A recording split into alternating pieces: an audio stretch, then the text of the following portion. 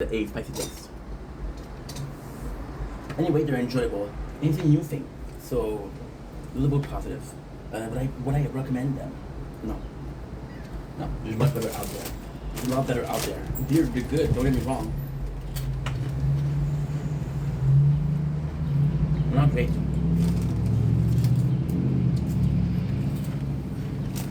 Mm.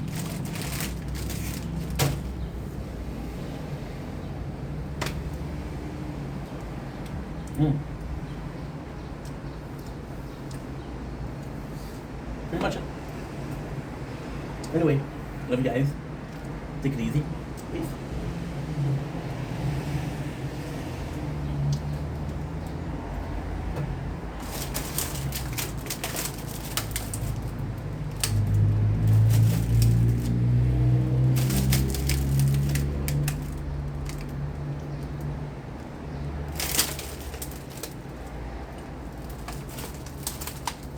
Don't blink at your buying.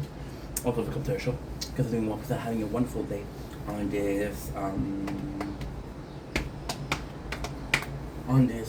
1st July 2025 kind of day. How can I forget? We're tasting a special treat for Canada, and we're tasting Maple Leaf Cream Cookies, the cookie shop. Now, what is kind of cool is we went to a store last Friday. Today is Tuesday, and that store had a huge discount, and I bought some maple cookies. So maple cookies aren't. I don't buy them a lot because I don't see them a lot. They should be way more popular. What happened is this was a product that was super popular in the past. I thought I bought them like a Friday, and I wanted to keep them for today because it's Canada Day. A maple leaf is on our flag.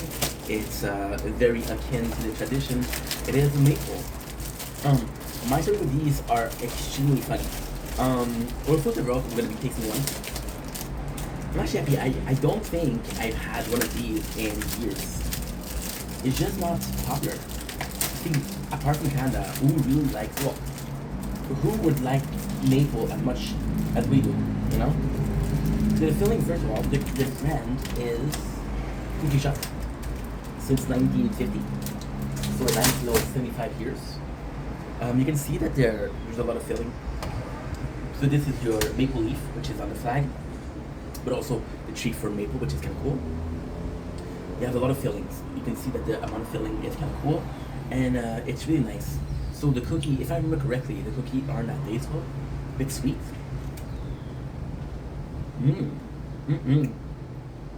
No, they're almost like your normal tea cookie. However, there's a bit more. A bit more.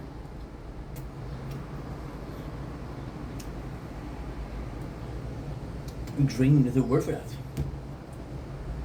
It's like butter, but a little bit more. We're going for the filling.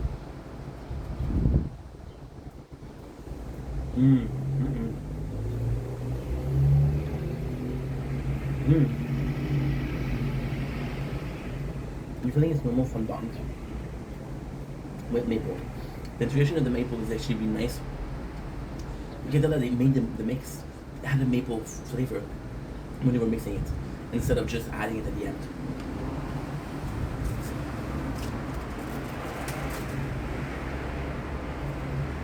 Oh wow. That's actually pretty good. You're good. Takes me back years.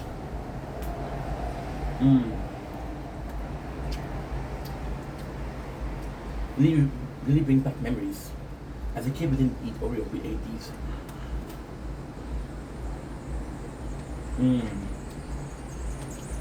The mixture is amazing. Let's try the cookie. I like the taste of the cookie.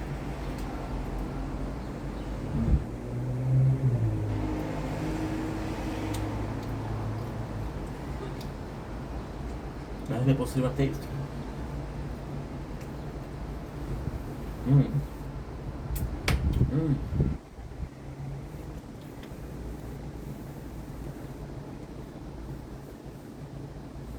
It's super good. Yeah. I really recommend them. My story. Well,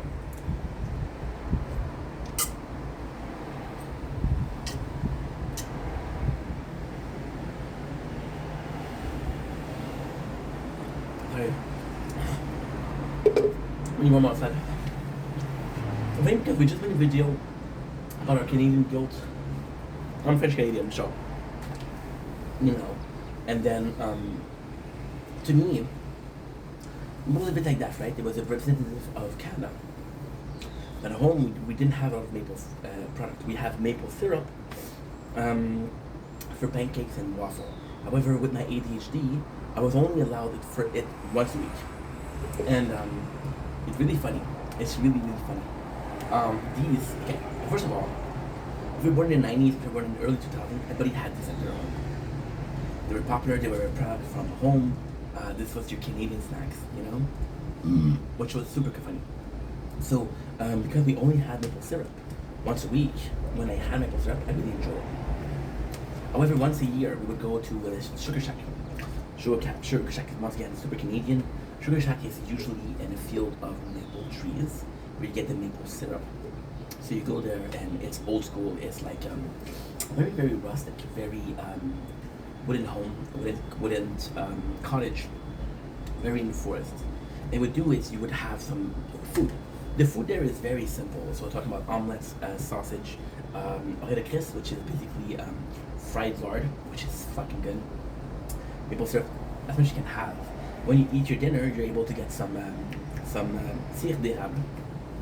So sirop d'érable is what is you cooking the maple syrup at a different temperature, and you put a syrup in the ice, and it becomes quite almost like jelly, but a very strong jelly. So I would say something akin to caramel. Yeah. It's actually kind of like caramel. Maybe to have these. Now these kind of special because you can only buy that at the Sugar Shack. Why? Well, it's very simple. So you would have the guy, and this is a true story. You'd have a guy at a Sugar Shack, and you had like a table full of snow, and he would put the maple syrup on the snow. And in between, and it's very special because when you put the maple syrup on the snow, you have a couple minutes to eat it before it turns very cold. So either it's too hot, either it's too cold. In the middle, you got I don't know what it's in English, sirop. But yeah, that was the only thing. So why am I talking about that while we're tasting maple syrup cookies? It's actually quite simple. Most people have these on their own. We didn't because of my ADHD. And it's funny because this was a Canadian heritage, and I felt like because everybody had them at their own, I wasn't really, following something. And since it was cultural, I was like, holy shit, I'm missing out. So then what will happen is, it's actually a really good story. My father comes from a very numerous family. I told you guys before. He has 6 siblings. So 3 brothers and 3 sisters. Ghislain, Donald, Martin, Lise, Ghislaine. Oh, and his sister that's dead. Yeah, we both have a sister that's dead. And my father. So then what happened is, again, I wasn't. My mom, she's a very social person. She is very, very social. Very social. So she constantly needs to go out. Now, there's the truth that when I was younger, I was like, why do you need to go out? And for the longest time, I was kind of not mad, but I was annoyed because like you can't stay home or be boring. But then you realize that her boyfriend wasn't very social. He wasn't very kind to her. Wasn't very loving. So she felt lonely all the time, right? So when she would go out, it was kind of like a good time for her, finally able to see people after so long, So it was kind of sad. And then, yes, you saw people at work, but it was in a work atmosphere, not at home. Then, when my parents got married, they live in Lachine. Lachine is very small. So my mom is Egyptian, you guys know that. My mom met another couple, Samir and Silvana. Yeah, Samir and Silvana.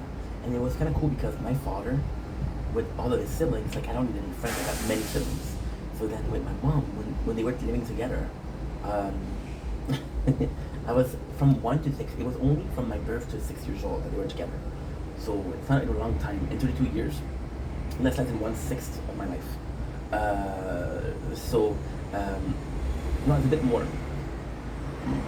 What happened is my father was like, oh, let's go see the uncle, let's go see the aunt, let's go see the uncle, let's go see the aunt, right? And my mom, she only had a friend. So she had friends from work also, but there's something that happened when you're in a relationship. You're trying to find other friends as a relationship. You're trying to find other couples. Then Sylvanas and Samir, they would not kindergarten me, but kind of kindergarten me. They would be like, hey, we'll take care of Steph, you know. And at their home, my mom was like, don't give them sugar. And then Sylvana was like, do you know the cool aunt that lets you do stuff? Like she was the cool aunt that let me do stuff. She's like, come on, he's a kid, give me a bit of sugar. And what she would give me is maple cookie. And it was kind of cool because they were Egyptian, so it was like their way of being Canadian, you know. It was their way of saying, hey, we live here now, we're gonna have the food that they have here. The food that they have here is maple syrup cookie. So I remember being so denied sugar that for me, I was like, oh my god, I love these. And the reality is, did I really like them? Not that much, but it was a nice treat. Yeah, and that's it. That's the story. The maple syrup cookie. I wish like I had more of a attachment to it. However, it is so. If you live in Canada, you know the always like fight, culturally speaking, of French Canadian versus Canadian. I was just in a video on how I felt guilty, you know, and that's pretty much it. Anyway, love you guys. Take it easy. Peace.